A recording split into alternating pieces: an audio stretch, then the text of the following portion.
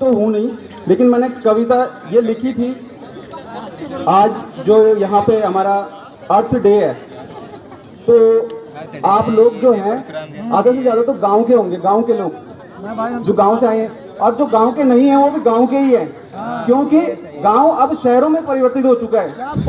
नवीनीकरण जो नया दौर आ चुका है कि गांव अब क्या हुए हैं, शहरों में बदल चुके हैं। तो ये कविता भी मेरी कुछ ऐसी है, नवीनीकरण की लहर लो पहुंच गए हम शहर।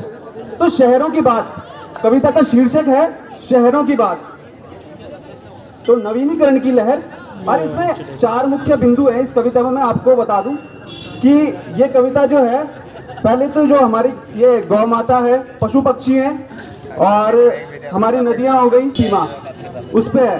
तो आपसे विशेष अनुरोध है कि कृपया ध्यानपूर्वक इस कविता को सुने और इस कविता का मर्म जो है वो जानने का वो प्रयास करें कि हाँ, क्योंकि ये कविता नहीं, एक संदेश भी आप इसमें देख सकते हैं।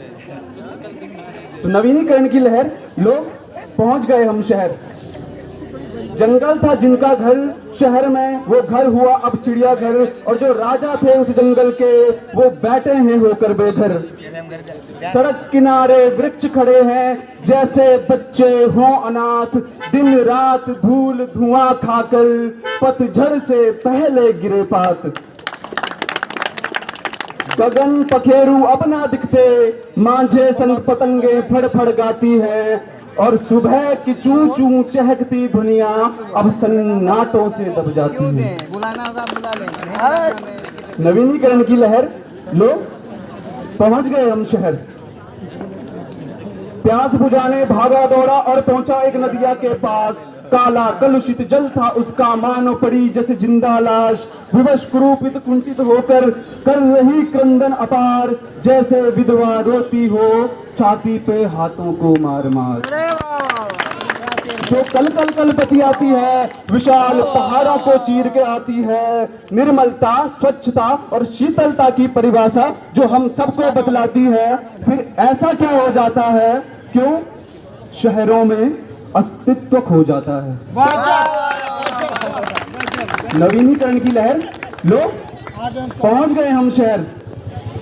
देखा एक अबला को। अब मैं अबला किसे कह रहा हूं, यहाँ पे गौ माता है, जो गौवंश थे हमारे। अभी आपने देखोगा, अभी मेरे सामने ही क्या खा रही थी, एक डिस्पोजल खा रही थी, कोई प्लास्टिक की पन्नियों से खाना खा रहा है, जो मतलब भोजन जो है। क्योंकि अब जो गौ माता है उसकी दशा तो आप यहाँ श्रीनगर में जो रह रहे हैं वो देख ही रहे होंगे। तो उस पर भी मैंने, इस शहरों में जो उनकी दशाएं हैं उस पर भी मैंने लिखा है।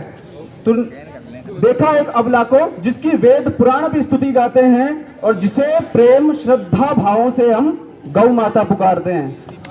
गौ माने शुद्ध दुग्ध की अमृत धार, गोकुल के ग्वालों का सार, मुरली मनोहर की मुस्कान और दानों में जो महादान। गौ माने ऋषि मुनियों का जो स्वाभिमान, दया शांति का अलौकिक भान, और समस्त विश्व की पूज्य धरोहर और मृत मानवता का उत्थान।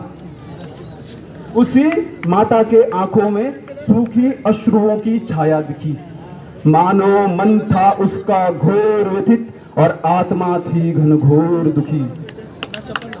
हरी धूप को चरने वाली अब पर्युषित नीरस आहार पाती है, और सबको पोषण देती माँ अब स्वयं कुपोषित रह जाती है।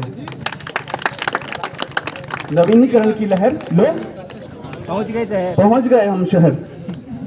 लहरें विकास की देखना तो जाना शहर सबका था कहना, और चमचम चमक रहा जैसे कोई कीमती गहना।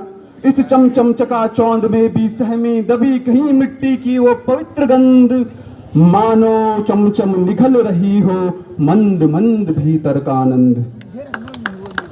वो मिट्टी की गंध मानो मिलना चाहती हो इस पवन संग, और बदलना चाहती हो इस दूषित तन और मन का छंद। नवीनीकरण की लहर लो पहुंच गए हम शहर। आप सभी का बहुत बहुत धन्यवाद, और मुझे आशा, उम्मीद और विश्वास है कि आप लोग इस कविता का मर्म अच्छे से समझ चुके हैं। और मैं एक बात और बता दूं कि जो हम हैं, मतलब 5-6 लोग हम मित्रगण हैं, जो वो एक ग्रुप शुरू करना चाहते हैं टीम वसुंधरा के नाम से, जो यहाँ पे, क्योंकि हमारा काम, अगर हम पढ़ने आए हैं तो केवल पढ़ना ही हमारा काम नहीं है विश्वविद्यालय में। हमारा काम है कि जो हमारे अगल बगल के समाज में जो चीजें हो रही हैं उन्हें भी देखना। तो टीम वसुंधरा का काम क्या होगा जो ये बाहर स्ट्रीट डॉग्स हैं या जो निराश्रित और जो ये बेसहारा पशु हैं, इनके लिए भी कुछ काम करें समाज हित में। तो टीम वसुंधरा के साथ जो जुड़ना चाहते हैं वो बाद में संपर्क कर सकते हैं मुझसे। और अभी तो फिलहाल मैं ही हूँ यहाँ पे, टीम मेंबर्स अभी अपने अपने कामों पे लगे हैं। और यहाँ पे मैं गौ सेवा संवर्धन समिति श्रीनगर गढ़वाल का भी सदस्य हूँ, जो इन गौवंशों के लिए लगातार अपना काम